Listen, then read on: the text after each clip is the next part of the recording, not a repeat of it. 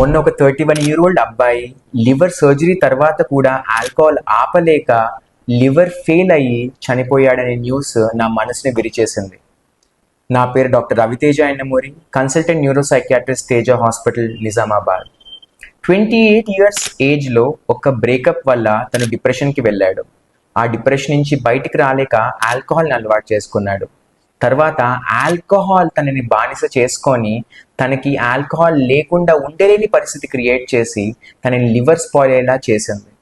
కానీ ఈ లివర్ కోసం తను ఫైట్ చేస్తూ ఈ డిప్రెషన్ నుంచి బయటికి రాలేక హాస్పిటల్కి ఇల్లు మొదలు ఊగులాడుతూ ఆ ఫ్యామిలీ ఫేస్ చేసిన ఇమోషనల్ బర్డెన్, ఫైనాన్షియల్ బర్డెన్ ఎంతో కాదు.